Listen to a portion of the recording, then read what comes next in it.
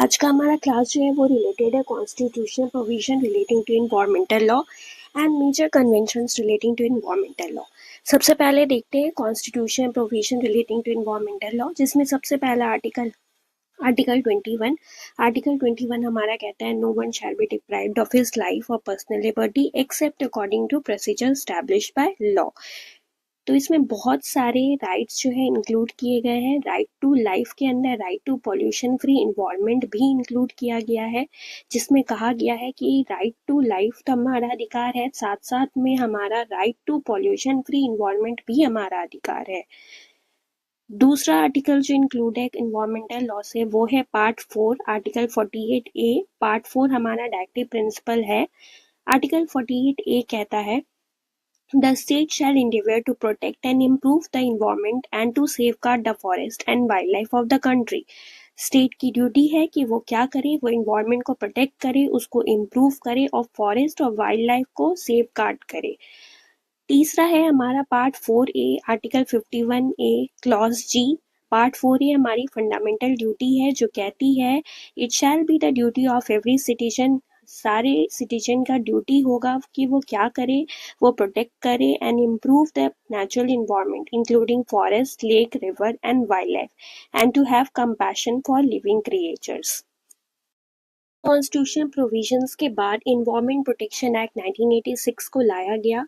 ये act Bhopal gas tragedy होने के बाद आई, जिसमें सेंट्रल गवर्नमेंट को वाइड पावर्स दिए गए कि वो इन्वायरमेंट को प्रोटेक्ट करे और कॉन्स्टिट्यूशनल गोल्स जो है वो बनाए और कुछ स्टैट्यूटरी इन्फोर्समेंट करे, जिससे रिलेटेड इन्वायरमेंट प्रोटेक्शन एक्ट 1986 जो है फोर्स में आया।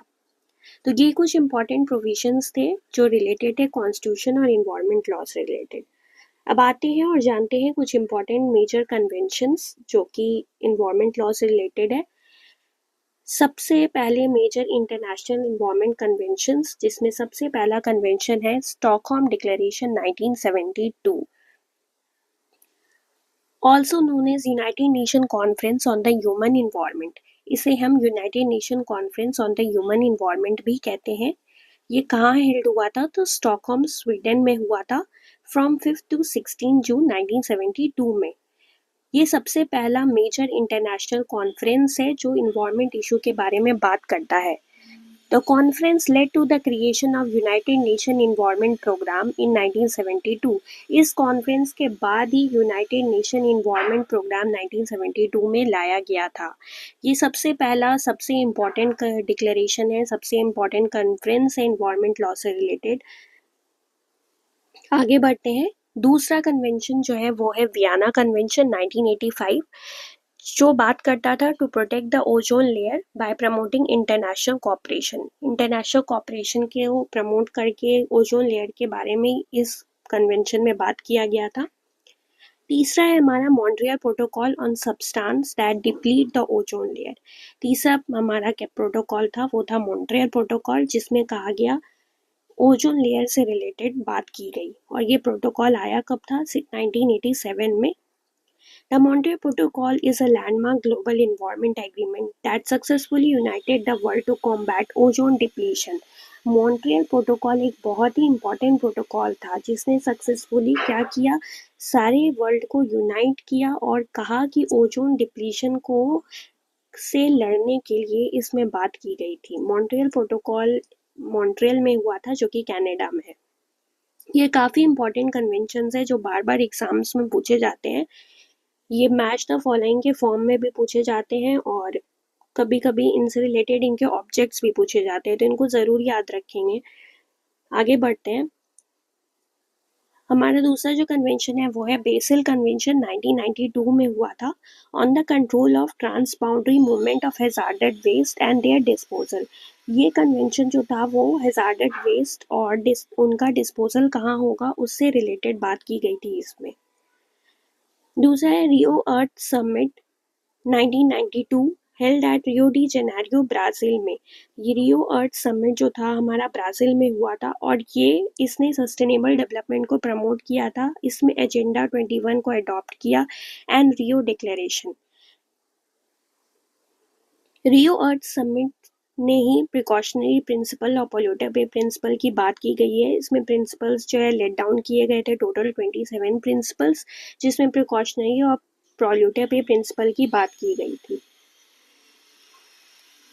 दूसरा है हमारा कन्वेंशन ऑन बायोलॉजिकल डाइवर्सिटी, 1992 में आया था। ये conservation of biological diversity and sustainable use of resource, ये बात करता था हमारा क्या बायोलॉजिकल डाइवर्सिटी को कंजर्व करने की और सस्टेनेबली हम कैसे यूज कर सकते हैं उन सारे रिसोर्सेज को, उसके बारे में बात करता था ये कन्वेंशन।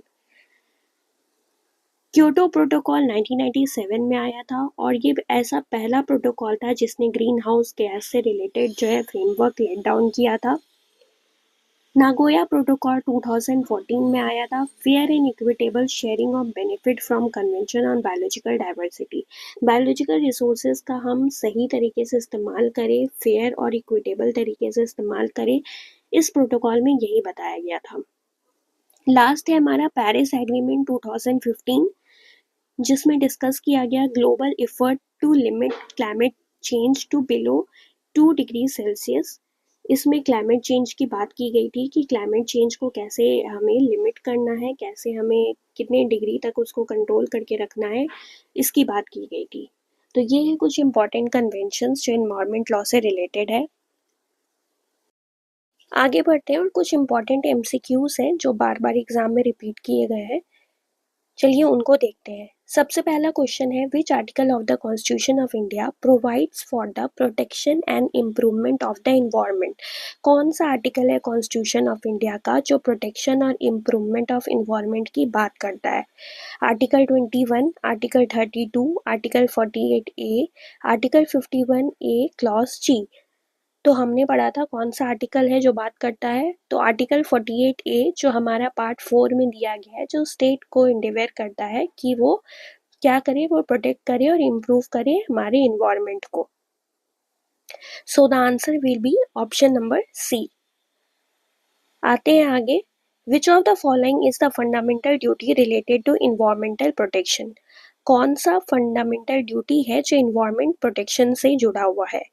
ऑप्शन ए है आर्टिकल 32, ऑप्शन बी है आर्टिकल 21, ऑप्शन सी है आर्टिकल 48A और ऑप्शन डी है आर्टिकल 51A क्लॉज G। तो फंडामेंटल ड्यूटी पार्ट 4A में दिया था और हम जानते हैं कि कौन सा ऐसा ड्यूटी है जो सिटीजन को कहता है कि वो इन्वायरमेंट को प्रोटेक्ट करे, तो वो है article 51A clause G। So the option will be option number D. अब आगे बढ़ते हैं, question number 3, the Stockholm conference of 1972 is also known as. हमने पढ़ा स्टॉकहोम कॉन्फ्रेंस को, जो कि एक मेजर कॉन्फ्रेंस है हमारा इन्वायरमेंट लॉ में, और ये सबसे पहला कॉन्फ्रेंस था जो इन्वायरमेंट लॉ से रिलेटेड है। ये कौन से ईयर में आया था? तो 1972 में आया था। क्वेश्चन है कि स्टॉकहोम कॉन्फ्रेंस को हम और किस नाम से कहते हैं? तो ऑप्शन ए है अर्थ समिट, ऑप्शन बी है united nation conference on the human environment, option C world environmental conference and option D है ग्रीन अर्थ कॉन्फ्रेंस। तो हमने पढ़ा था कि स्टॉकहोम कॉन्फ्रेंस को हम united nation conference on the human environment भी कहते हैं। So the option will be option number B. आगे बढ़ते हैं क्वेश्चन नंबर 4 की ओर, जो कहता है विच of the following international agreement deals with the protection of the ozone layer. कौन सा ऐसा इंटरनेशनल एग्रीमेंट है जो कि डील करता है ओजोन लेयर के प्रोटेक्शन की बात करता है? तो वो है ऑप्शन ए कहता है बेसल कन्वेंशन, ऑप्शन बी है क्योटो प्रोटोकॉल, ऑप्शन सी है मॉन्ट्रियल प्रोटोकॉल और ऑप्शन डी है हमारा रियो डिक्लेरेशन। तो ऑप्शन ए बेसल कन्वेंशन हमारा ट्रांसबाउंडरी हैजार्डस वेस्ट की बात करता था, ऑप्शन बी हमारा क्योटो प्रोटोकॉल है, तो reduction of green house gas की बात करता था, ऑप्शन सी मॉन्ट्रियल प्रोटोकॉल जो कि 1987 में आया था और वो बात करता था प्रोटेक्शन ऑफ ओजोन लेयर के बारे में, और ऑप्शन डी रियो डिक्लेरेशन जिसमें कि एजेंडा 21 को लाया गया था। So the option will be option number C, that is Montreal protocol. आगे बढ़ते हैं क्वेश्चन नंबर 5 की ओर, Kyoto protocol mainly focuses on, Kyoto protocol किस पे ज़्यादा फोकस करता था? ऑप्शन ए बायोडाइवर्सिटी कंजर्वेशन पे, ऑप्शन बी फॉरेस्ट प्रोटेक्शन पे, option C reduction of green house gas emission and option D marine pollution. अभी हमने समझा था कि क्योटो प्रोटोकॉल जो है 1997 में आया था और ये reduction of green house gas की बात करता था. So the option will be option number C, reduction of green house gas emission. तो ये था आज का हमारा इन्वायरमेंट से रिलेटेड कुछ constitution, important constitutional provisions, important conventions और कुछ इम्पॉर्टेंट एमसीक्यूज.